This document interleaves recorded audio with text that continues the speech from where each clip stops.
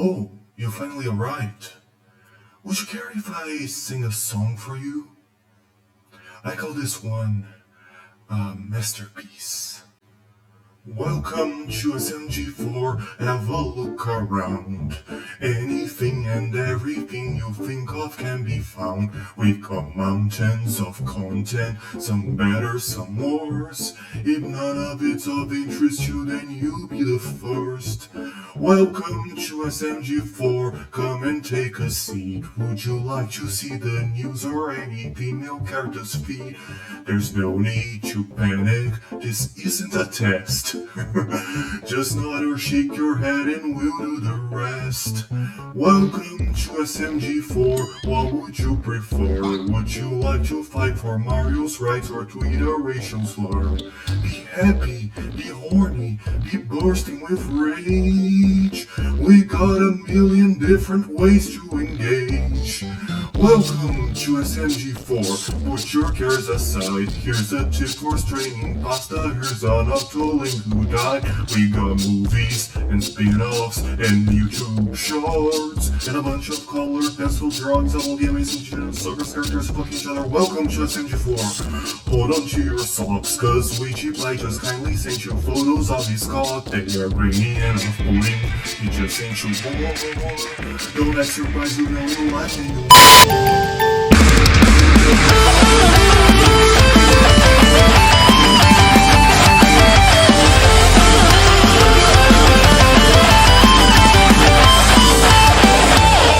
Hello Internet, welcome to SMG4 Theory, the only show that's never leaving YouTube. And you know, I have really been thinking, theories just aren't as they used to be anymore. We've been so focused on deciphering these elaborate timelines and gaps in the story that we lost track of those good old fun, silly theories that put us on this path. So today I've decided to aim for the absurd, for something so completely surreal and still somehow prove that it might just actually be true. SMG4, the loved and hated meme creator, is in fact the same person as the TV entity, and I can show you why. So first things first with this kind of stuff. We need to know what makes up these characters we're comparing. SMG4 is, of course, a self-insert of show creator Luke Lerdwichgo, therefore sharing many of the traits and skills his creator has. The ones he appears to show in the series are his social awkwardness, lack of social skills, intense and degrading work schedule, and love for memes. SMG4 is also shown, however, to be the voice of reason many times, being annoyed by Mario's antics, and often having to babysit him, as to speak. Though as of now, 4 has been showing more and more his desperate and pathetic side, which also shows another important trait of his, a very low self-esteem, which was the whole motivator between the events of the movie It's Gotta Be Perfect, including the permanent destruction of Peach's castle. Additionally, that proves SMG4 to be self-destructive, as it was his own wish to improve on his content that openly made him lose one of the things he held most dearest to him and the entire universe he lives in. That takes us to the other side of the story, the TV entity. After all, it was his doing that both motivated and powered SMG4's delusion. The TV entity, through his many actions that span all throughout the year of 2023, has shown to be cunning, manipulative, but most importantly, he has shown to be striving for his own personal entertainment, as in he takes joy out of the situations developed out of his schemes, though only one real appearance has been made in the series thus far. So we can see that, in the very least, both of them are inclined towards content creation. SMG4 creates videos for his YouTube channel, as the real Luke does in real life, and the TV entity creates situations that he himself perceives as shows, as entertainment. Not to mention where SMG4 is currently resided right now, the Showgrounds. The name alone should give you some pretty clear hints as to where I'm getting it. But just by looking at SMG4's new castle, you can clearly see its design inspirations from circus tents all around the globe. And considering the theme around spectacle, there are some clues pointing to a continuation between SMG4 and the TV entity, especially when regarding the Showgrounds. But okay, I get it. One thing is to loosely connect an in character to an antagonist around a general theme. Another is to prove they're the exact same person. And how would that even work? Are we supposed to believe SMG4 would manipulate himself into destroying Peach's castle, make Maggie's idol traumatize her for months, and keep him and all their friends basically comatose in cryopods? Well, trust me when I tell you there's a very simple explanation that totally doesn't involve any cheap and/or problematic plot devices. Do you trust me? Great! Now I know how gullible you are. It's time traveling. The TV entity is SMG4 from the future. But why would he think that? And why would SMG4 go back in time to ruin his own life? And what about the very complicated implications of time traveling? Hey there! You're overthinking it, man! I know that's rich coming from the guy that just said this guy is this guy, but let's step back here. None of the SMG4 storylines really seem to go too hard on whatever they are doing. While Ouija is a near omnipotent god, let's have a therapy session with SMG3. Bond is getting too famous. Let's make one diss track and completely ruin his career with just it alone. A psychopathic lizard just kidnapped dozens of squid people and plans to commit genocide on them to build an island comprised completely out of anime characters? Let's have Shaggy fight Goku and then we're good. I mean, we even had time travel sort of during the YouTube arc. And we barely even treated or referred to it as anything the magnitude of traveling through time. They even tried to follow on the implications behind time travel when Bookings meets a test version of himself, only for a black hole to randomly appear and suck him up. Which, by the way, has no relevancy on the rest of the arc. Has this just turned into a rant about poor storytelling? Maybe? But here's the thing. That means my dumb theory might not be so dumb after all. I mean, it's still pretty dumb, but at least it's not unlikely to happen. You think that if they did time travel before, they're now likely to repeat it? Wrong again! Everyone from the main cast had a temporary death during the YouTube arc. Only for them to do the exact same thing during the lawsuit arc, only to a bigger scale. It all repeats, it all goes on cycles, and that means we're back in the game, baby. Though there is still a glaring issue in our theory that I'm sure you're pointing your greasy little fingers at. This boy has quite the opposite physique to this boy. Then how come SMG4 couldn't possibly grow to be this lanky fellow? Could he? Well, he doesn't meet you, and there's quite a few possibilities for that. I'll give you the pleasure of choosing which one fits best for you. Number 1. SMG4 is using stilts. Yes, it's very goofy to imagine, and it would also be pretty goofy if brought to life. But what can I say? I like it. Number 2. SMG4 in the future becomes Mr. Freeze, as in he becomes just a head that is put inside a television and controls a lanky robotic skeleton. Number 3. The TV entity as seen in the end of 2023's What Feed is, just as most people imagined, a robot.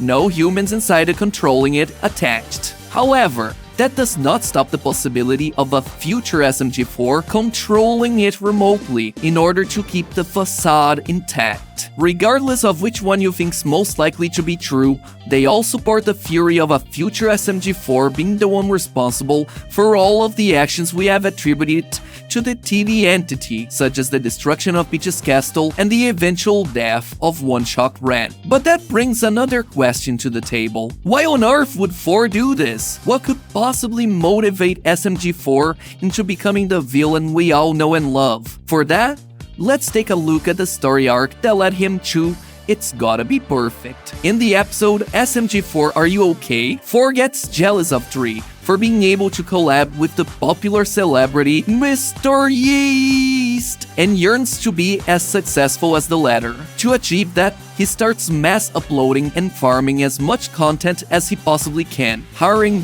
dozens of toads who he often mistreats and abuses in order to make them hit his upload goals. After SMG3 exposes him for it though, SMG4 gets help from his rival in order to make the video that saves his YouTube channel and his internet career. That, however, only motivates 4 to work harder and harder to achieve what he called a perfect video. He began working days on end, not stopping to take a break or even leave his room. He began to show signs of aggression towards his friends whenever they ended up getting in the way of him finishing this project. SMG4 was letting his passion consume him. When exploring the castle during the It's Gotta Be Perfect movie, SMG3, Mario, and Maggie are faced with strange writing on the walls, describing SMG4's most inner thoughts and insecurities. You will never be good enough. It's not enough.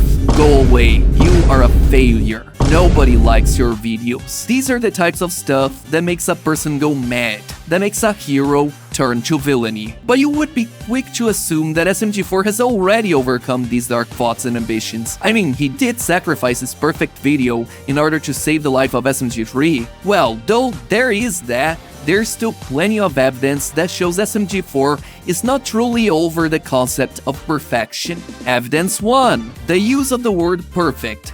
I'm going to make this right. We can build a new castle. And it may be different. So long as we're all together, I'm sure it's going to be perfect. Evidence 2. After the events of the movie, SMG4 is still shown to have some venom aggression left in him. Oh, are you serious? It's just a piece of cardboard. Come on. Come on.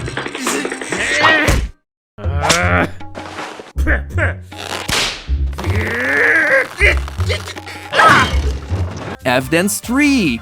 During the episode You Made Mario Do This, SMG4 has a heart-to-heart moment with Marty, the cardboard cutout, in which he explains he also knows how it feels to not be appreciated for your hard work. Evidence 4. Instead of simply ignoring it altogether, SMG4 goes out of his way to hunt down the ElsaGate channel that's been ripping him off and tarnishing his brand in the episode SMG4 vs. Content Farms. Evidence 5. In the final episode of the year, Christmas Wars, SMG4 still finds a way to compete for the spotlight, in this case competing with SMG3 for who gets to have the best Christmas party. This all leads to the possibility of our hero heading down a very dark path still, a path of obsession, egocentric narcissism, and overall pure insanity. Our theory is that SMG4 eventually gets so caught in his own delusions that he travels back in time as a different persona in order to push himself in the direction he was always meant to take,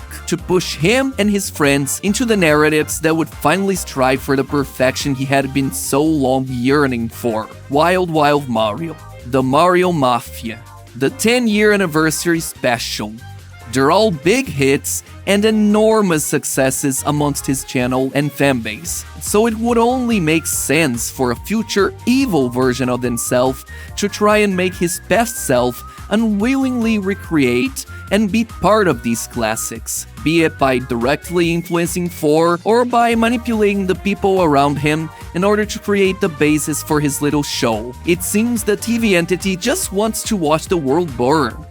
Metaphorically, of course. All he wants, after all, is just a jolly good show. And what's so bad about that? But hey, that's just a theory. Just a theory. Just a theory. Hey, here's a good theory for you.